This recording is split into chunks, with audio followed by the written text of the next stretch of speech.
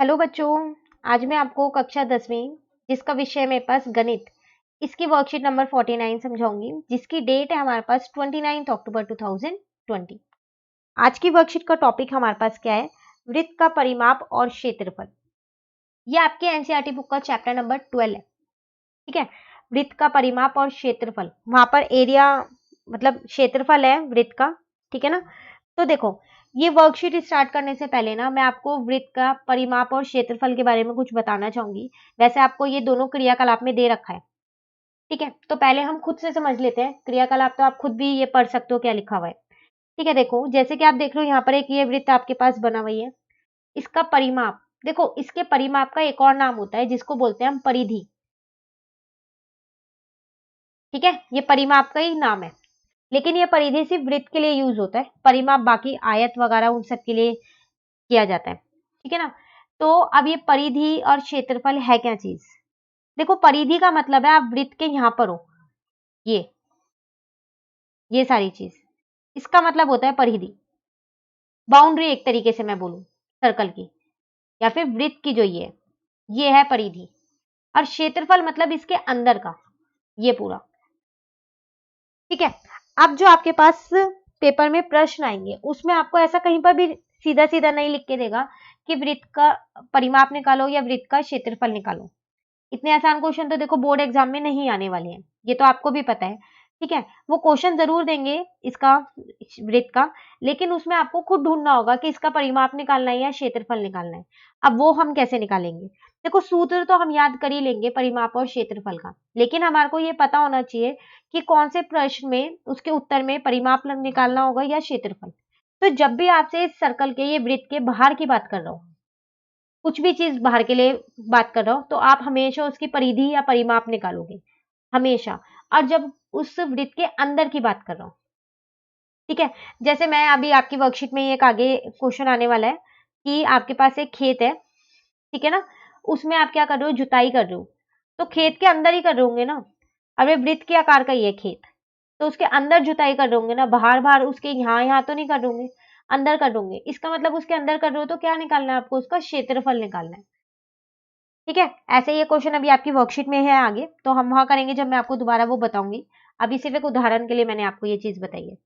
ठीक है, अब आपको पता चल गया परिमाप कैसे कब निकालना है और क्षेत्रफल कब निकालना है। अब आते हैं, ये तो हमें पता चल गया कि परिमाप कब निकलेगा और क्षेत्रफल कब, इसका सूत्र क्या होता है वो भी तो हमको पता होना चाहिए। तो देखो, जो परिधि है या परिमाप है, इसका सूत्र होता है 2 पाई आर। ठीक है, और जो क्षेत्रफल है इसका सूत्र होता है पाई r²। ठीक है ना। आर आप सबको पता है त्रिज्या होती है, या तो हमारे को प्रश्न में डायरेक्ट त्रिज्या दी हुई होगी, नहीं दी होगी तो व्यास दिया होगा, हम उससे त्रिज्या निकाल सकते हैं। ये हमको निकालने आती है त्रिज्या। ठीक है, रही बात पाई की, पाई हम सबको पता है 22/7 होती है। लेकिन ये जब तक होती है जब तक क्वेश्चन में कोई कुछ जो है उसकी जानकारी ना दी हो। अगर वो क्वेश्चन में बोलता है आपको कि 3.14 लिखनी है, तो ये भी मेरी पाई की ही वैल्यू है। ये भी आप लोगों को पता होगा कि पाई की वैल्यू 3.14 होती है। ठीक है, अब आते हैं हम अपनी वर्कशीट पे। हमको ये पूरा पता चल गया परिधि क्या है, क्षेत्रफल क्या है, इनके सूत्र क्या है, पाई का मान क्या रखना है, आर कैसे निकलेगा, हर चीज पता चल गई है। अब देखो, आपकी वर्कशीट जो है, ये जो वर्कशीट है मैंने कुछ पार्ट्स में इसको डिवाइड कर दिया है पूरी वर्कशीट, ये मत सोचना पूरी वर्कशीट नहीं है। और आपको जो वर्कशीट मिली है डीओई की तरफ से वो ही है ये। ठीक है, सिर्फ कुछ पार्ट्स में इसलिए किया है ताकि मैं आपको अच्छे से समझा सकूं। चैप्टर की स्टार्टिंग है तो थोड़ी अच्छे से होनी चाहिए। ठीक है, वर्कशीट में ये नया ही चैप्टर आपको शुरू हो रहा है।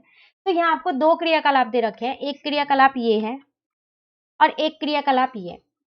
इन दो क्रियाकलाप में आपको करवाया क्या है? पहले क्रियाकलाप में आपको परिधि या फिर परिमाप बताया गया है। ठीक है, और पाई का मान बताया गया है।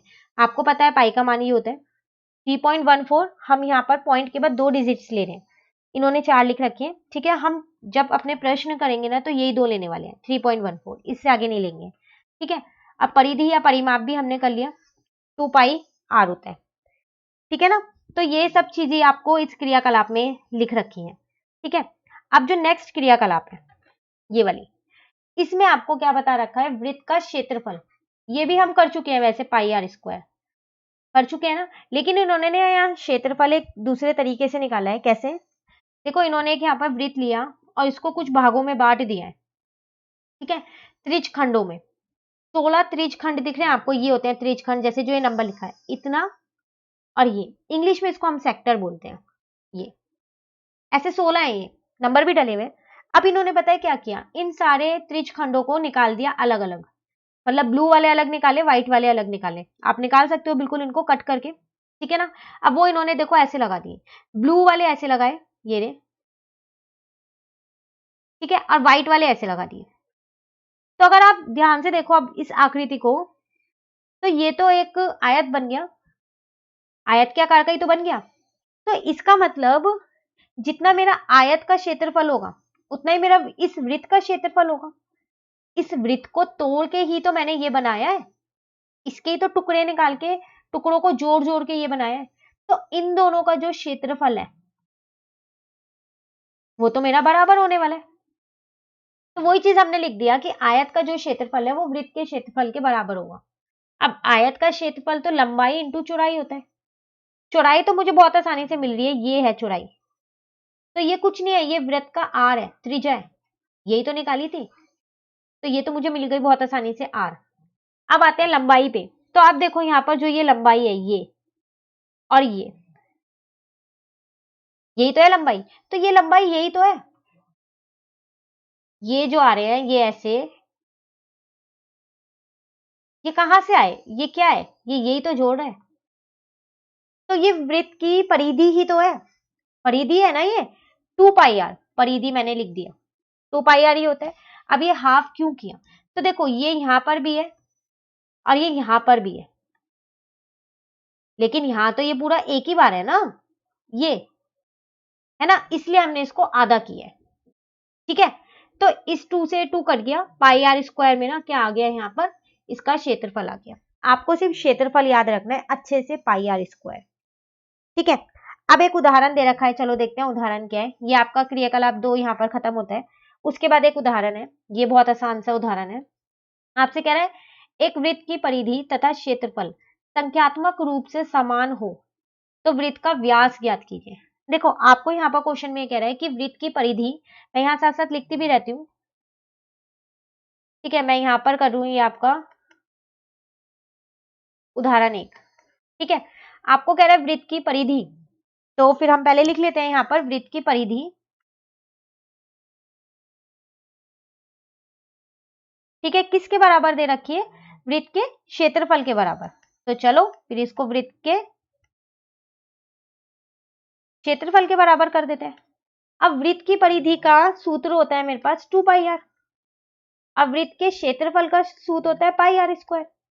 अब आपसे ये कह रहा है संख्यात्मक रूप से समान है, मतलब जो इनके मान है, आर का मान हो गया या पाई का मान हो गया, वो बराबर है। संख्यात्मक रूप से समान का मतलब ये होता है, ठीक है। तो मैंने पता है क्या किया, इस 2 पाई आर को भी ऐसे ही रहने दिया, इसको पहले आर को 2 बार खोल दिया है, ठीक है। अब मैंने क्या किया, इस 2 को तो यहीं छोड़ दिया और इस पाई आर को मैं नीचे ले आई। ऐसा क्यों, क्योंकि ये मेरे पास दोनों गुना के हैं, इधर आके भाग के हो जाएंगे, ठीक है ना। पाई से पाई कट गया, आर से आर कट गया, तो इसका मतलब आर आ गया मेरा 2, ये मेरा आर का मान आ गया। लेकिन मुझको यहाँ पर क्वेश्चन में व्यास निकालना था, तो अब व्यास तो मैं निकाल ही सकती हूँ। व्यास का सूत्र क्या होता है, 2 × r, इसका मतलब 2 × 2, तो कितना आ गया 4, तो 4 इकाई आपका, ठीक है। तो यहाँ पर से 4 इकाई, ये आपका क्या आ गया, व्यास आ गया, और आपको व्यास ही निकालना था, ठीक है। चलिए इस उदाहरण के बाद आपको ये वाला उदाहरण दे रखा है वर्कशीट में। अब पहला उदाहरण तो बहुत आसान था और बहुत छोटा भी था, और दूसरा उदाहरण बहुत बड़ा है, बहुत तो नहीं थोड़ा बड़ा है, हाँ थोड़ा सा मुश्किल भी है, लेकिन ये इंपॉर्टेंट है, ठीक है। इसी के जैसा एक क्वेश्चन भी अभी आपके पास आगे वर्कशीट में, चलिए पहले इसको समझते हैं। कह रहा है किसी कार के प्रत्येक पहिए का व्यास 80 सेंटीमीटर है, यदि यह कार 66, ठीक है, किलोमीटर प्रति घंटे की चाल से चल रही है तो 10 मिनट में प्रत्येक पहिए कितने चक्कर लगाती है। देखो आपसे वो कह रहा है एक कार है आपके पास, आपको पता है कार में पहिए होते हैं, उसका व्यास आपको दे रखा है, ठीक है। एक पहिए का व्यास है 80, तो हर पहिए का इतना ही होगा, 80 होगा, क्योंकि कार में सारे पहिए बराबर ही होते हैं ना। तो मुझे व्यास यहाँ दे रखा है। अब वो मुझसे कह रहा है यदि वो कार, जो कार है वो 66 किलोमीटर प्रति घंटे की चाल से चल रही है, मतलब उसकी स्पीड दे रखी है, तो वो कार की स्पीड मुझे दे रखी है 66 किलोमीटर पर आवर, प्रति घंटे, यहाँ घंटे लिखा है। तो आपको ये बताना है कि वो 10 मिनट में, वही कार, उसके अंदर जो पहिए लगे हैं, वो 10 मिनट में प्रत्येक पहिया कितना चक्कर लगाएगा। तो 10 मिनट के अंदर एक पहिया कितनी बार घूमेगा, वो आपको बताना है। ठीक है, अब सबसे पहली बात कि यहाँ पर क्या करूं, अपना परिधि निकालूं या क्षेत्रफल। तो अभी मैंने आपको समझाया था कि क्वेश्चन के बाद पता कैसे चलेगा कि परिधि निकालेंगे या क्षेत्रफल। सबसे पहले ना वो पहिया बना लो आप, मैं यहाँ पर बना देती हूँ। अब आप क्या करो, इमेजिन करो अपने माइंड में, सोचो कि अगर आपकी जो कार है उसके अंदर जो पहिया लगा हुआ है वो चल रहा है, घूम रहा है। रोड पे जब कार चल रही है तो पहिया घूम रहा है ना, तो क्या यूज हो रहा है, आप उसके अंदर कर रहे हो या फिर ये बाहर बाउंड्री, ये चीज यूज हो रही है। तो आप अपने माइंड में वो इमेज जो है उसको इमेजिन करके देखो, तो आप देखोगे कि जो कार है ना उसका जो पहिया, उसकी या बाहर बाहर की बाउंड्री तो यूज हो रही है उस पहिए की, अंदर का थोड़ी कुछ हो रहा है जब कार चल रही होगी। तो इसका मतलब इसमें आपको क्या निकालना है, सरकमफेरेंस आपको निकालना है इसके अंदर। समझ में आया सरकमफेरेंस कैसे आया? आप जब तक अपने माइंड में उस इमेज को नहीं बना पाओगे तब तक आप नहीं बता पाओगे कि सरकमफेरेंस आएगा या सर्कल आएगा, वो एरिया आएगा। ठीक है, तो इसका मतलब इसमें आपको परिधि निकालना है, क्योंकि हम उस कार का सिर्फ बाहर बाहर का ये बाउंड्री यूज कर रहे हैं। ठीक है ना, अब ये तो मुझे पता चल गया, चलो सरकमफेरेंस निकालना है। तो सबसे पहली बात, मैं व्यास से अपनी त्रिज्या निकाल लेती हूँ। ठीक है, तो आर होगा मेरा डी अपॉन में 2, तो इसका मतलब 80 अपॉन में 2 और 40 सेंटीमीटर। अब यहाँ एक और छोटी सी दिक्कत है, वो क्या, तो देखो यहाँ पर आपको 80 सेंटीमीटर दे रखा है, और जो उस कार की स्पीड थी, ठीक है, कितनी चाल से चल रही थी वो किलोमीटर में दे रखा है, और ये सेंटीमीटर में। तो मैं पता है क्या करती हूँ, इसको ना मैं मीटर में कन्वर्ट कर लेती हूँ और उसके बाद इसको भी मीटर में कर लूंगी।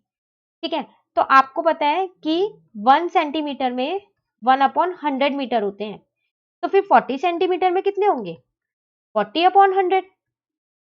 ठीक है ना, इसको आप ऐसे ही छोड़ दो मीटर। तो चलो आपकी आर आ गई, यहां से वो कितनी आ गई, 40/100 मीटर, मैंने उसे मीटर में कन्वर्ट कर लिया। अब इतना भी आपको पता चल गया था, परिधि निकालना है, तो चलो परिधि निकाल लेते हैं। इसका मतलब वो जो पहिया है जब एक बार घूमेगा, एक बार की बात कर रही हूं मैं, एक बार घूमेगा तो इसका मतलब वो परिधि है।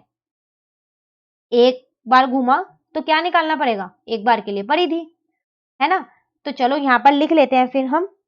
तो मैं यहां निकालती हूं,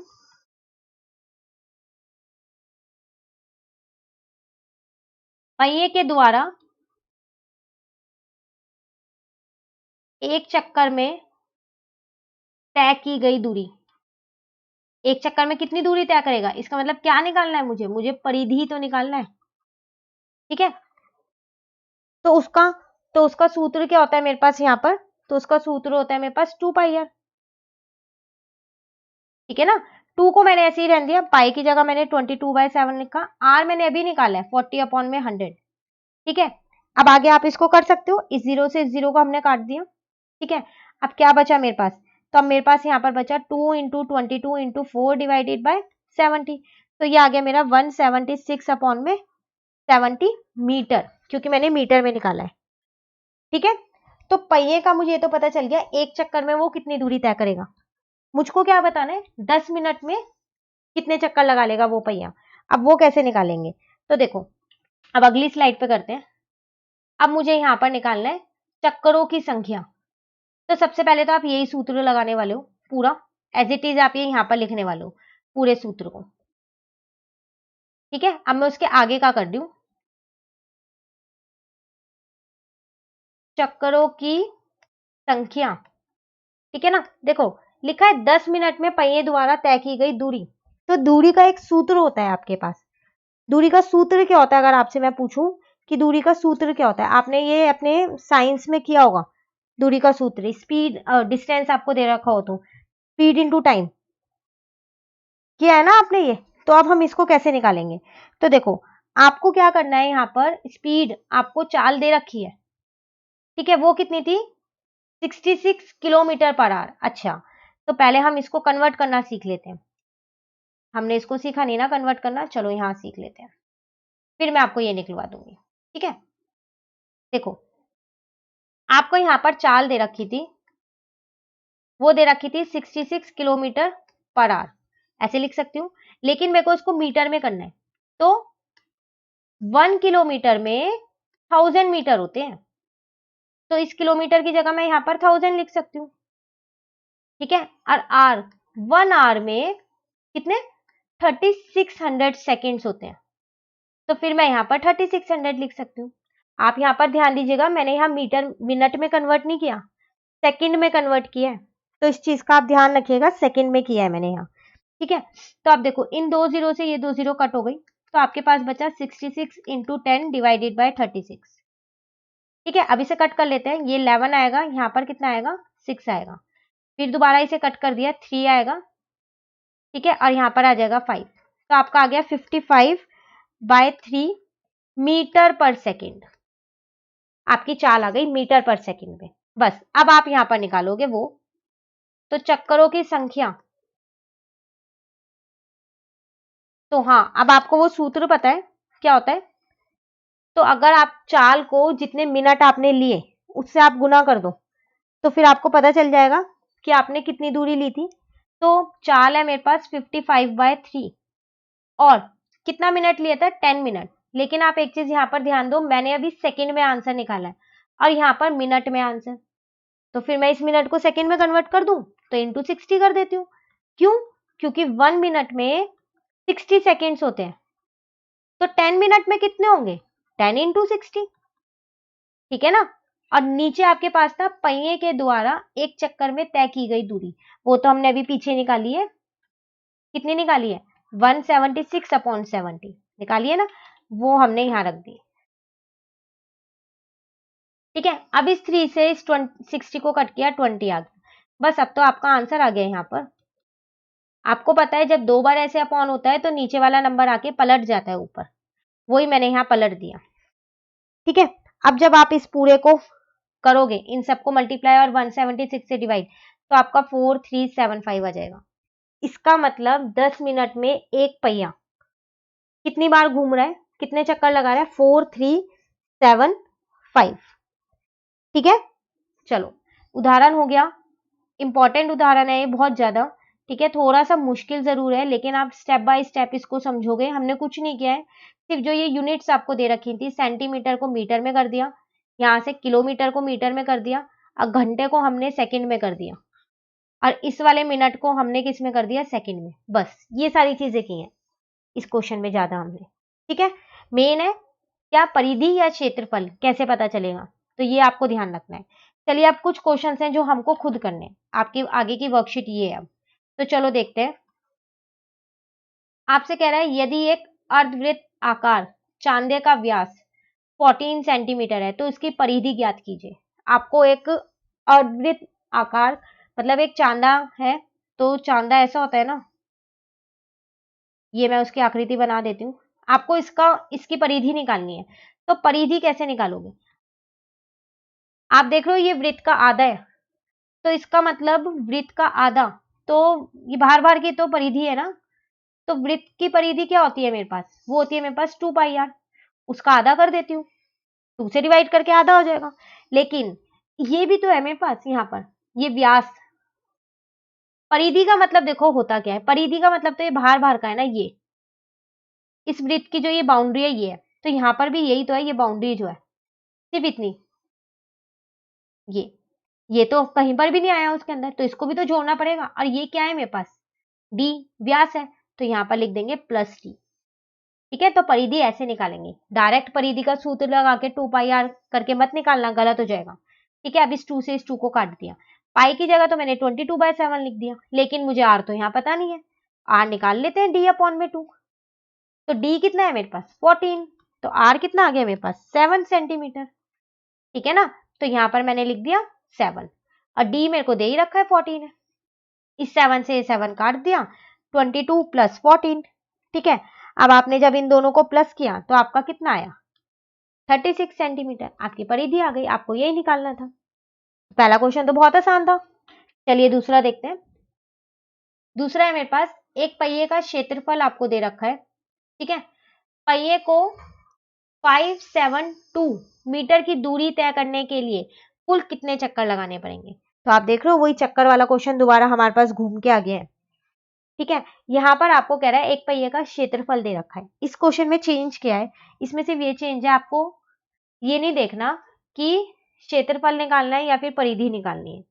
ठीक है, और वैसे भी अब आपको पता चल गया होगा पहिए की बात कर रहा है कि वो कितनी दूरी, इतनी दूरी में कितने चक्कर लगाएगा। तो उसके लिए मुझको क्या करना है, उसकी परिधि ही चाहिए, क्योंकि उसमें उसके क्षेत्रफल का कोई इस्तेमाल ही नहीं हो रहा। लेकिन मुझे यहाँ क्षेत्रफल दे रखा है, तो आप सोच रहे होंगे क्षेत्रफल क्यों दिया। तो आप ध्यान से देखो, इस क्वेश्चन में आपको आर नहीं दे रखा, ये नहीं है आपके पास, तो ये निकालने के लिए मुझे ये क्षेत्रफल दे रखा है। ठीक है, तो चलो अब देखते हैं। क्षेत्रफल का सूत्र होता है मेरे पास पाई आर स्क्वायर, होता है नहीं होता। क्षेत्रफल की जगह मैंने 6.16 लिखा, पाई की जगह 22/7, क्योंकि मुझे क्वेश्चन में नहीं बोला गया 3.14 रखना है। आर तो पता ही नहीं है, उसको ऐसे ही छोड़ देते हैं। अब पहले तो यहाँ से आर निकालते हैं, यहाँ से मैंने पॉइंट हटाया तो ये 100 आ गया। ये 7 डिवाइड का इधर आके मल्टीप्लाई का, 22 मल्टीप्लाई का तो डिवाइड का हो गया। ठीक है, इसका मतलब मेरा आर स्क्वायर आ गया 616 इंटू 7 डिवाइडेड बाय 100 इंटू 22। ठीक है ना। अब मैंने पता है क्या किया, डायरेक्ट इस 22 से 616 को कट किया तो मेरा 28 आया। ठीक है, मैंने डायरेक्ट ऐसे क्यों किया, आपको कैसे पता चलेगा कि ये 22 की टेबल में आता ही नहीं आता। तो देखो 90% चांस होते हैं कि जो नीचे वाला नंबर है, ऊपर वाला जो नंबर है वो नीचे वाले किसी एक नंबर से कट हो रहा होता है। तो आप डायरेक्ट डिवाइड करके देखोगे 22 से तो ये कट हो रहा होगा। हाँ, लेकिन अगर आप नहीं कर पाओ तो कोई दिक्कत नहीं है, आप इसको पहले 2 से काट लो, उसके बाद आप इसको कट कर लेना। आंसर दोनों से ही सेम आना है।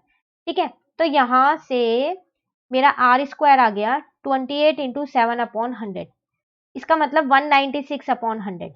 अब आपको पता है 196 तो 14 का स्क्वायर है, और जो 100 है वो 10 का स्क्वायर है। स्क्वायर मतलब ये स्क्वायर्स आपको याद होने चाहिए, अप टू 30 या 20 तक तो होने ही चाहिए कि 14 इंटू 14 क्या होता है, 15 इंटू 15 क्या होता है, क्योंकि बोर्ड एग्जाम में हम पे इतना टाइम नहीं होता कि हम इसको देखते रहें कि ये किसका स्क्वायर है 196।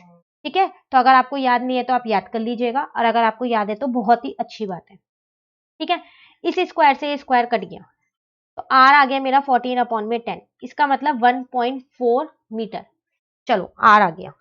अब आपको पता है पहिए की बात हो रही है, तो मेरे को इसका परिधि जरूर पता होना चाहिए, तभी तो मैं अपने कुल चक्कर बता पाऊंगी कि उस पहिए ने 572 मीटर में कितने चक्कर लगाए, है ना। तो अब मैं क्या करती हूँ, यहाँ पर अपनी परिधि निकाल लेती हूँ पहले। तो परिधि का सूत्र मेरे पास होता है 2πr, होता है नहीं होता परिधि का सूत्र। आप इसे परिधि लिखो या फिर आप क्या लिखो इसे, आप इसको ये भी लिख सकते हो ना, जो हमने पीछे क्या था, पहिए के द्वारा